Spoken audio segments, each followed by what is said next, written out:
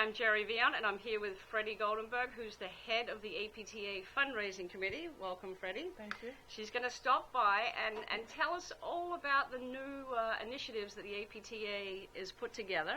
And Freddy has headed it up, and there's a little bit of background and history. You want to tell us about that? Thanks, Gerri. Yes, we started the fundraising committee for the APTA about 3 years ago.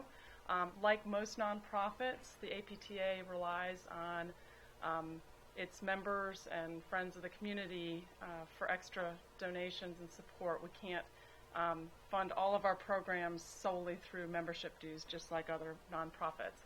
Right. So realizing that we were really trying to grow the game and we were going through kind of a real growth spurt and had different types of initiatives that we needed to fund, we began a fundraising committee and started creating a couple different funds, an annual fund and an endowment fund and some legacy giving. Right. So, and what are the differences in those funds? Sure. The annual fund is more of your, those donations go to fund kind of normal yearly programming. Typically those kind of donations are anywhere in the $50 to $500 range. Typically that's somebody that would give that donation on an annual basis. Yeah. And then we're really pushing the endowment fund this year. The endowment fund is going more towards, it's kind of ensuring the future of the game. Right.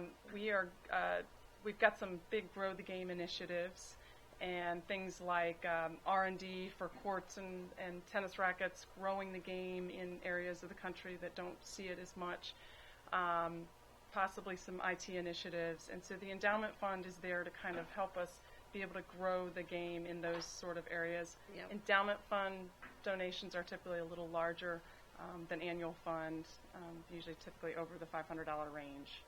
And then we've got the third one. Yes, and legacy giving is something we're going to actually also push as well. It's kind of ensuring the support for future generations. So the ability to include the APTA in your estate planning. There's various ways to give, either through bequests in a will or possibly naming the APTA as a beneficiary in the retirement funds or 401k, things like that.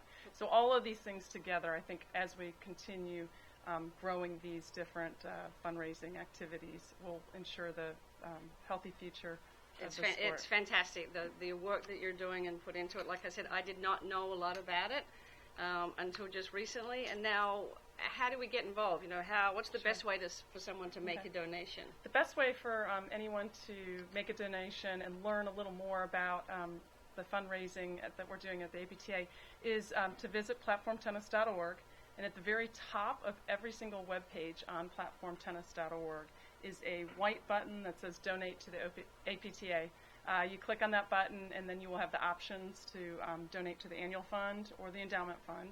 And if you'd like to write a check, there's also information on who to write it to and where to send it. So platformtennis.org is the main one. I noticed that a lot of the email blasts also we have. Yes, we have. Facebook. Facebook, we send email blasts from time to time asking for annual fund donations. We've got lots of different events where we are looking to do a silent auction with some really amazing prizes at the new league championship event in April. Yep. So be tuned for that as well. Yeah, we'll start, when we'll get more information on that, we'll start talking about it and let everybody know, because that's going to be a fun new thing too. So the APTA is really coming up with a lot of new initiatives and growing the game, and you're a huge part of it. And on behalf of a longtime paddle player and all my friends and everybody out there, thank you for putting this together. It's very meaningful, it's very important, and it's definitely the way to the future. Thank you. Okay. Thanks, Freddy. Good luck. Thank you.